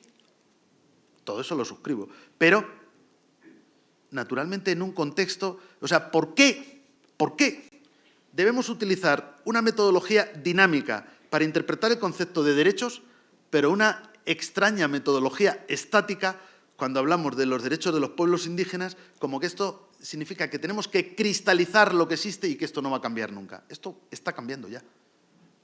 Está cambiando ya porque el mundo de la globalización existe. Probablemente, si al indígena le gusta la Coca-Cola, y no estoy diciendo ninguna broma, estoy diciendo cosas reales, es decir, llega la Coca-Cola, le gusta la Coca-Cola, porque yo he viajado a zonas donde, aparte de la parabólica y el celular, te encuentras ¿el qué? La lata y la botella de Coca-Cola ahí arrojada. Entonces, lo que sí hay que hacer es, junto con la Coca-Cola, pues transmitir el reciclaje del plástico, por ejemplo. Pero no tenemos que decirlo. Mire usted, como usted es indígena, la verdad es que a mí me encantaría que usted viva ahí preservadito y no que se esté tomando Coca-Colas y luego con el celular conectado, porque la verdad es que esto le quita mucho romanticismo a la idea de la preservación de los pueblos indígenas. No, lo que tenemos que hacer es ser conscientes de que todos, los pueblos indígenas y todos los demás, pertenecemos en efecto a esa naturaleza y tenemos un deber con las futuras generaciones de preservarlo. Y eso, y ahí seguramente usted y yo vamos a estar muy de acuerdo, implica obligaciones que no se están asumiendo a nivel global, porque algunos estados se niegan a poner dinero. Pero fíjese cómo yo utilizo la idea del coste económico de los derechos para exigir. O sea, ¿cómo puede ser que estemos haciendo cumbres del clima y los 2 estados más contaminantes del mundo digan, no, bueno, conmigo esto no va? Es que la globalización, o sea, el medio ambiente es la primera globalización. La primera globalización es el derecho al medio ambiente. ¿De qué me sirve que tengamos un medio ambiente perfecto en México si en Estados Unidos no lo cuidan, por poner un ejemplo?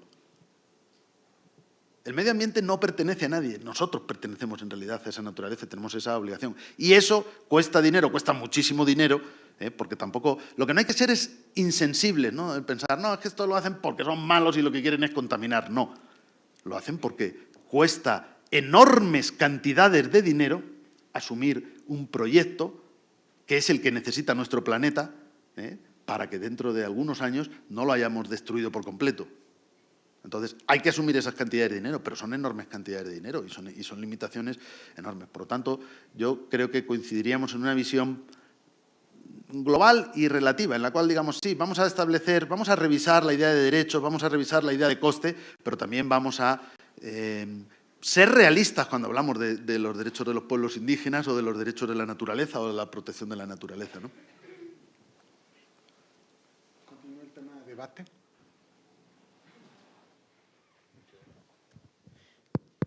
Muchas gracias, señor magistrado.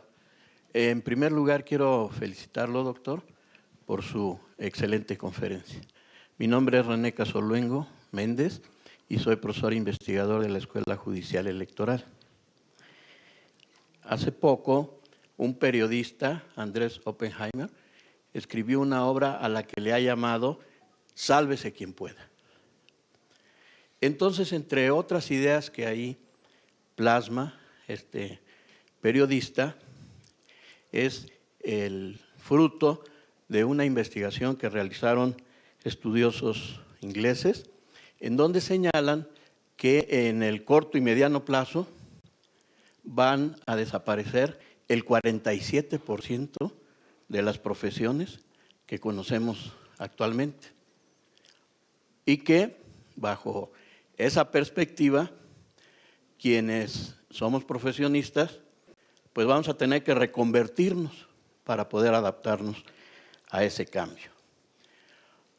Otra de las cuestiones fundamentales que creo que también aborda el periodista es referirse a los temas de la inteligencia artificial, la automatización de actividades y también la robotización.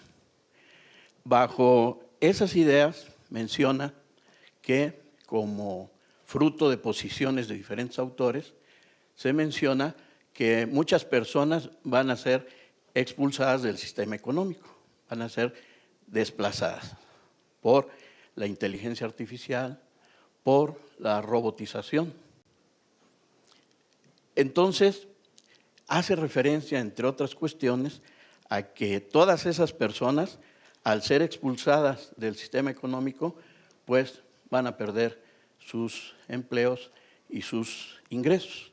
Y que entonces afirman que algunos estados están buscando crear algo como lo que se denomina la renta universal básica. ¿Usted qué opinaría, doctor, en relación a estas cuestiones? Gracias. Bueno, yo en primer lugar debo decir que también coincido con usted en que probablemente el panorama que nos describe Jeremy Rifkin en sus obras es demasiado optimista. Es decir, él describe un cambio meramente evolutivo que nos va a llevar a un sistema mucho mejor. Y bueno, ya estamos viendo, y antes he puesto el ejemplo de los taxistas y las empresas que llaman de VTC, ¿no? Bueno, pues ya estamos viendo que esto no va a estar exento de crisis y de disgustos. Dicho esto, yo creo que ni se puede ni se debe parar la globalización. Es decir, los cambios, incluso aunque generen crisis y aunque generen problemas, eso no quiere decir que sean para peor. como ha sucedido con todas las revoluciones industriales. Si hubiéramos intentado parar, bueno, aparte que es imposible, pero en fin, si hubiéramos intentado parar las revoluciones industriales, pues estaríamos en el feudalismo todavía. Dicho esto, yo también he hablado de una globalización más humana. Entonces, lo que sí hay que hacer es ser conscientes de que estos cambios se pueden producir. Por supuesto, la inteligencia artificial, bueno, según los más optimistas, ¿no?, como esta visión de Jeremy Rifkin, lo que sucederá es que la inteligencia artificial hará muchos trabajos de los que hacemos ahora y nosotros con muchísimo más ocio seguiremos viviendo y seremos muy felices porque en realidad en el contexto de la economía colaborativa tendremos lo que necesitamos y ofreceremos. Es decir, todos seremos como autónomos que nos dedicaremos a toda una cantidad de oferta de bienes y servicios y también recibiremos otros. Y como recibiremos muchos de ellos sin coste, pues todo será mucho mejor. Yo no creo que las cosas vayan a ser tan simples ni tan fáciles. En efecto, ya estamos viendo que se plantean ese tipo de crisis y hay que ser sensibles y procurar, por supuesto, garantizar unos mínimos. Pero fíjese, yo lo del mínimo vital, que se puede traducir en esa idea de renta básica universal o en estas ideas, como yo mencionaba, de suministros básicos, es decir, oye, mire, hay que garantizar que toda persona no solo tenga una... O sea, cuando hablamos de una vivienda digna, que me parece que la persona que intervino antes lo mencionaba, yo también lo cuestiono, o sea, vivienda digna es que es un error de redacción, porque la dignidad se proclama en la persona, no de la vivienda, ¿no? Claramente es una expresión errónea. Pero en definitiva nos estamos refiriendo no solo a tener un techo, sino a tener unas condiciones básicas de servicios. Y lo primero que podemos imaginar es que una vivienda digna, entre comillas, pues será aquella donde uno va a tener suministro de agua potable o donde va a tener suministro de luz eléctrica, como mínimo, ¿no?, por poner algún ejemplo. Eso me parece interesante, pero yo no me quedaría ahí, porque naturalmente no creo que la solución sea decir, y ahora todas estas personas que van a perder el empleo, todas estas profesiones que van a desaparecer, las vamos a mantener a base de darles una renta mínima. No. Lo que hay que hacer también es saber reciclarse y adaptarse, ¿no? Y esto, en esta polémica de los taxistas que en España ahora, en Cataluña, en Madrid, en distintas comunidades, están proponiendo soluciones que o no son asumibles o en la medida en que lo sean, solo pueden serlo de una manera temporal, dicen los taxistas. No, lo que hay que hacer es que estas empresas, Uber y Spotify, no puedan intervenir dentro de la ciudad. ¿Para qué? ¿Para quedarse usted con todo el mercado? Pues esto no es mucha igualdad. O no puedan intervenir si no se les llama como mínimo 1 hora de antelación. ¿Para qué? Para que cuando necesitamos el transporte para dentro de 10 minutos, que es casi siempre, no podamos llamar a Uber o a Spotify, sino que... a Spotify no, ¿cómo se llama? A Cabify. Eso lo tenemos escuchando. Mientras llamamos a Cabify, escuchamos nuestra lista favorita de Spotify. Perdón. Bueno, para que no podamos llamarles y nos veamos obligados a llamar al taxista. Yo no sé si eso va a ser la solución. Esta es la postura que están proponiendo, por ejemplo, ahora los taxistas en Madrid. Lo que quiero decir es que, bueno, eso, en la medida en que pudiera asumirse, sería un parche temporal. Lo que también tienen que hacer los taxistas es asumir que la realidad va a ser diferente y competir de otra manera. Y todo el mundo va a preferir llamar a un taxista cualificado, con su licencia y con no sé qué, en el momento que le salga igual de barato. Ahora hay muchas empresas que te recogen el auto en el aeropuerto de Madrid-Barajas. Y entonces tú vas, se lo entregas, se quedan con la llave y te están esperando después con tu auto lavadito y con todo eso. ¿Qué ha provocado eso? Pues que el servicio de aparcamiento oficial público del aeropuerto de Barajas haya bajado enormemente. Durante unos años la competencia fue tan feroz que pues, nadie viene aquí a dejarlo en el parking oficial. Bueno, pues entonces habrá que ver esto. Es verdad que en el caso de los taxistas lo que sucede es que ellos pagan licencias elevadísimas y esas licencias eran muy caras bajo el presupuesto de que tenían una especie de monopolio. Es más, se heredaban, luego se mandaban a los hijos o se revendían. Te jubilabas y revendías esa licencia que a lo mejor costaba 100.000 euros. Entonces ahora dicen, oiga, ¿he pagado esto para qué? Con lo cual yo no digo que haya que ser insensibles. Hay que buscar soluciones para la transición, pero luego hay que asumir, como he dicho antes, que no se le pueden poner puertas al campo. Es decir, que la globalización va a ser una realidad y que algunas profesiones van a desaparecer. Alguno decía, es como si ahora Correos dijera, no, mire, lo que vamos a hacer es limitar los emails, porque desde que existen los emails nadie va con el sobrecito y el sello al buzón. Entonces, por favor, se van a perder muchos empleos. Es decir, no, mire, no. O sea, el correo electrónico se impone y Correos, si tiene que sobrevivir, es porque va a ofrecer otro tipo de servicios, a lo mejor de paquetería, de otro tipo de... Lo que no podemos es enviar un paquete de libros físicos o un regalo de un bonito jarrón por correo electrónico, ¿verdad? Bueno, pues entonces, eso, o sea, yo creo que también, o sea, coincido con usted en que la situación no va a ser fácil. Pero sí pienso que lo que no tiene sentido, no es viable, no es posible y no sería razonable es tratar de parar el proceso. Y esto me parece muy importante en un mundo en el que empiezan a triunfar las opciones políticas antiglobalización, ¿no? Antiglobalización, es decir, nadie va a parar la globalización. Si tú quieres ser proteccionista en Estados Unidos, no te preocupes que ya se beneficiará México, China u otro. Ya se beneficiará otro de lo que tú digas que no quieres. Porque la globalización es un hecho ya. Lo que hay que hacer es dar, como digo, conseguir una globalización más humana, porque es verdad que la globalización, hemos aterrizado un poquito mal en la globalización, pero es porque primero ha llegado la globalización económica y la globalización política y jurídica todavía no está ni llegando. Entonces, claro, ¿esto quién lo maneja? O cuando resulta que los estados, muy democráticos o poco democráticos o medianamente democráticos, pero son más democráticos que las empresas de rating que dicen te voy a bajar la calificación de tu deuda y te hundo. Y es verdad, ¿no? Es decir, los estados, durante la crisis, todos los gobiernos democráticos de los países del sur de Europa que más hemos sufrido la crisis tenían que estar absolutamente pendientes de qué iba a decir Standard & Poor's o cualquier otra compañía sobre la calificación de la deuda, porque como dijera que era un poquito peor, entonces ibas a pagar unos intereses muchísimo más elevados. Pues eso no es una manera muy... O sea, desde el punto de vista de la legitimidad democrática, aquí todos apreciaríamos un déficit bastante claro, ¿no? ¿Había alguna otra intervención, verdad? Sí. Allí, varias.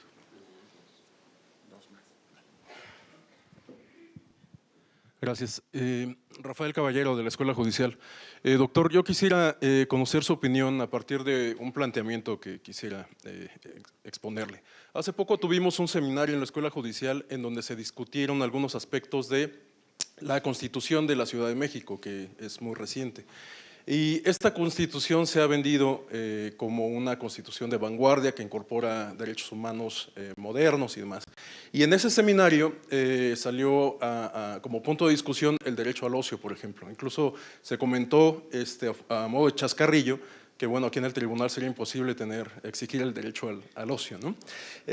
Pero bueno, más allá de esta anécdota chusca, me parece que esta discusión en torno a este tipo de derechos es muy interesante porque a mí me parece que una perspectiva moderna de derechos humanos implica no concebir los derechos como fines en sí mismos, sino como medios para tener una vida mejor, ¿no? Entonces, el derecho al ocio me parece que implicaría concebirlo desde una perspectiva mucho más elaborada. Y yo lo asocio, por ejemplo, cuando se empezó a discutir el derecho a las vacaciones, ¿no? Es un derecho consagrado en el ambiente laboral que seguramente cuando se empezó a discutir sonaba igual de absurdo que el derecho al ocio, ¿no? Pensar en que los trabajadores exigieran días de descanso que además tuvieran que ser pagados, pues bueno, en su momento debe de haber sido concebido absurdo. Entonces, bueno, a mí me parece que este tipo de derechos que parecen bueno, que insisto, a mí me parece que es de vanguardia, implicaría hacer una construcción más fina, más robusta de ellos, pero ello implica también, pues justamente, costos, ¿no? O sea, lo que implicaría, desde abuelo de pájaro, el derecho al ocio sería, por ejemplo, tener espacios para la cultura, para el deporte, para, pues no sé, para pasear a los perros incluso, ¿no? Que bueno, era otro tema, ¿no? Los derechos de los animales, etcétera. Entonces, quisiera conocer su opinión a partir de este planteamiento. Gracias. Bueno, yo creo que todo aquello que en un momento dado nos puede ocasionar hilaridad o decir, bueno, esto es ridículo, esto tal, pues finalmente lo terminamos incorporando y asumiendo. Por lo demás, el derecho al ocio me parece de gran importancia y no me parece tan novedoso como usted sugiere. En la Constitución española de 1978 ya aparece como principio rector, en la Constitución portuguesa de 1976 también. Pero es que resulta que la idea del ocio estaba en el ideal marxista, es decir, para Marx, y está en los orígenes del derecho del trabajo.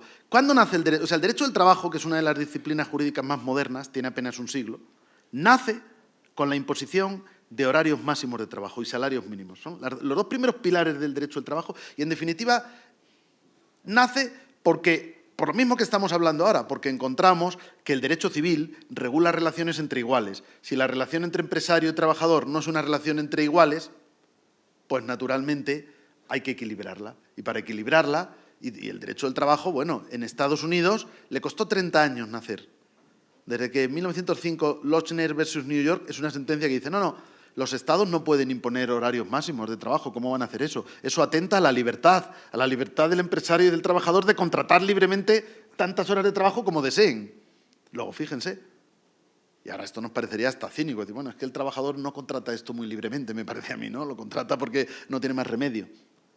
Pero el horario máximo de trabajo lo que tiende es a garantizar un espacio de ocio. Fíjese, hablando de nuevos derechos, el último de los nuevos derechos que tiene mucho que ver con el derecho al ocio nos aparece en España, no en la Constitución, sino en la Ley de Protección de Datos Personales de diciembre de 2018, que lo que ha hecho es renovar o modificar nuestra legislación actual, porque saben que en 2018 ha habido un importantísimo Reglamento Europeo de Protección de Datos, que bueno, a veces contiene cosas un poquito absurdas, pero bueno, el punto al que voy es que al reformar nuestra ley se introduce ahí un concepto, bueno, aparte del derecho al olvido, aparte de que ese ya no es ni tan nuevo, porque ya llevamos desde 2015 hablando del derecho al olvido, es el derecho a la desconexión digital. No quiero invitar a ninguna revolución a nadie, sobre todo estando aquí el magistrado, pero ese derecho se define como que a ti tu jefe no te puede incorporar a un grupo de WhatsApp y luego ponerte ahí cositas el domingo diciendo ¿dónde estás? ¿Dónde estás? ¿Qué estás haciendo? No, porque en realidad tú tienes derecho a la desconexión digital, se llama así, ¿eh? Se llama así, ahora está en la ley en España. Significa que tú podrías decir, pues mire, no estoy disponible. No quiero que se forme aquí la gran revolución. Pero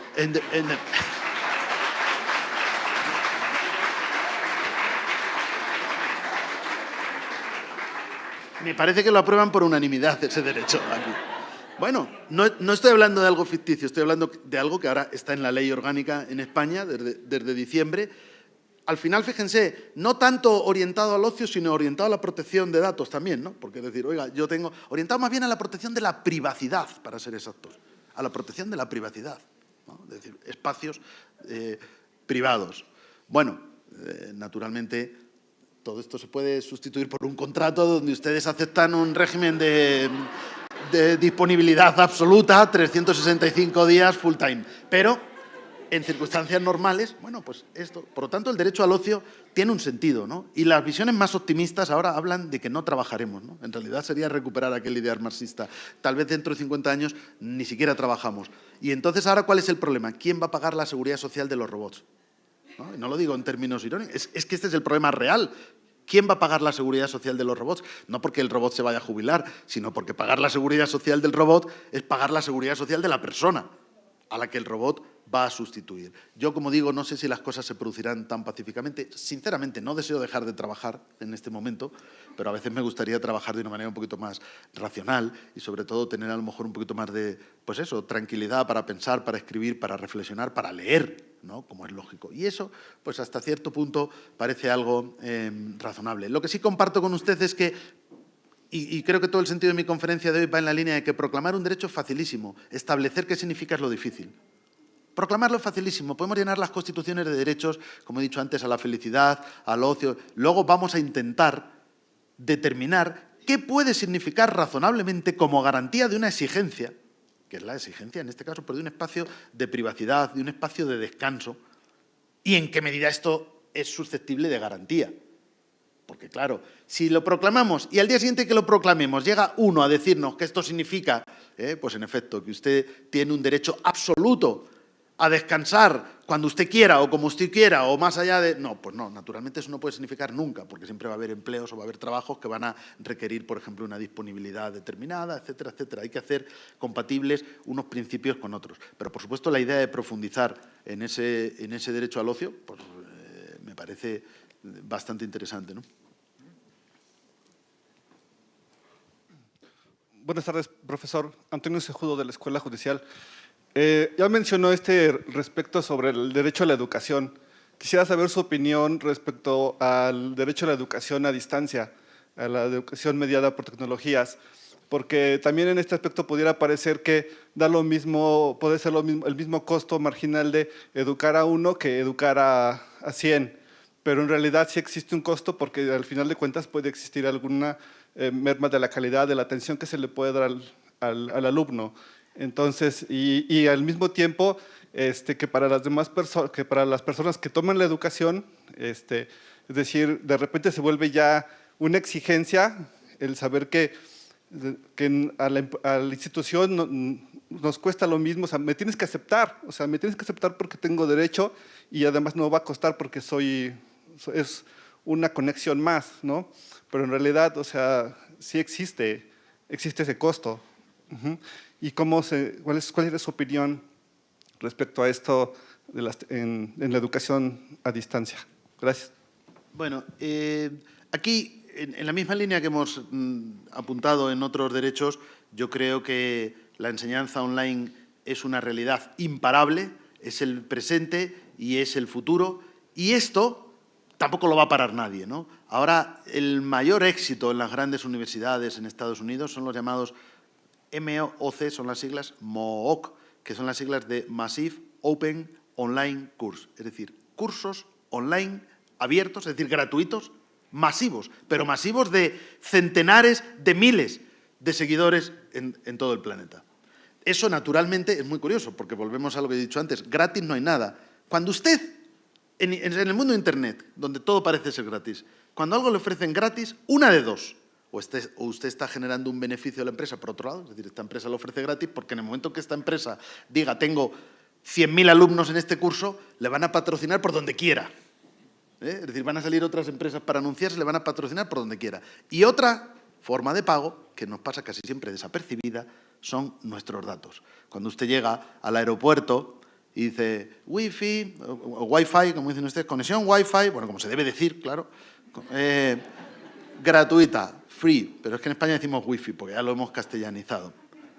Y entonces, cuando usted se va a conectar, introduzca sus datos de Facebook, ya está usted pagando. Está pagando con sus datos personales. Sus datos personales tienen un coste económico elevadísimo, evidentemente. Las empresas se matan, en sentido figurado, obviamente, por obtener datos personales de las personas. Y las empresas que han conseguido grandísimos éxitos ha sido gracias a tener datos personales masivamente, es decir, de millones de personas. Entonces, bueno, es cierto que esta realidad se va a producir. Es cierto que esta realidad es imparable, pero la parte que sí coincido con usted es en que, o sea, yo no creo que haya, aunque yo soy un gran defensor de la enseñanza presencial, es decir, yo disfruto mucho con la enseñanza presencial, y yo lo que hago es utilizar las metodologías o los instrumentos online como apoyo de la enseñanza presencial. Yo hace ya 3 años, como sabe la profesora Wendy Jarquín, que mis clases en Toledo no las doy en el aula. Yo leí y entonces tomé una idea que era, aunque yo la he adaptado naturalmente a mi realidad, que es lo que se llama el aula invertida. El aula invertida es decir, vamos a hacer las cosas al revés. La lección en tu casa y en el aula la tarea. Es decir, entonces, ¿la lección en tu casa cómo? Pues en YouTube. Mis lecciones, por cierto, si alguno tiene curiosidad, son un poquito aburridas porque deben ser como 50 horas de grabación, todo el curso de Derecho Constitucional están en YouTube.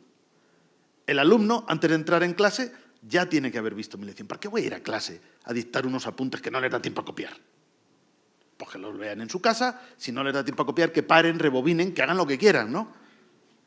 Vamos a aprovechar la ventaja que me dan las nuevas tecnologías, pero luego nos vamos a ver en clase. Y ahí vamos a trabajar, ahí nos vamos a remangar, como decimos allá, y nos vamos a poner a trabajar en serio. Y ahí el que va a exponer no va a ser el profesor, va a ser un alumno, y los demás le van a cuestionar, o el propio profesor le va a cuestionar.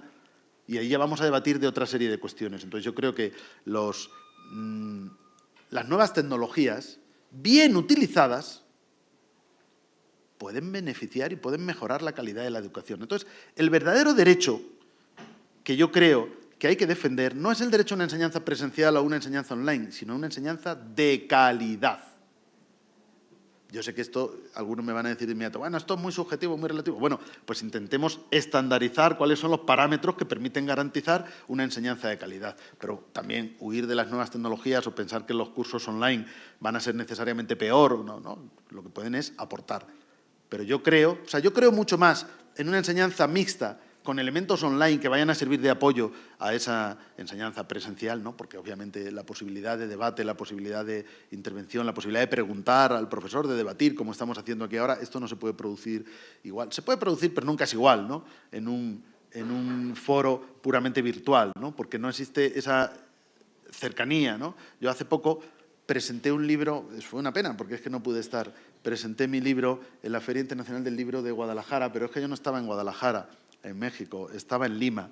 Entonces lo presenté online y claro, pues sí, hubo una intervención del que presentaba, una intervención mía, pero a la hora de firmar, ¿cómo se hace eso? Pues no sé, pues no. Les prometí a todos que si algún día nos veíamos, yo les dedicaba mi libro, porque todavía que me parece que lo de la dedicatoria del libro online, pues no se puede. Entonces coincido con usted que la enseñanza online va a tener sus límites, pero bien utilizada se puede aplicar a mejorar la calidad de la enseñanza. Bueno, muchas gracias y por supuesto quedo a su disposición por cualquiera de estas vías de contacto.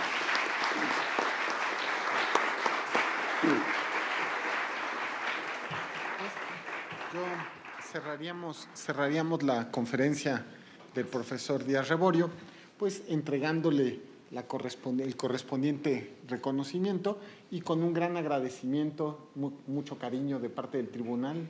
Siéntase en su casa y de verdad que fue todo un gusto que estuviera con nosotros. Muchas gracias.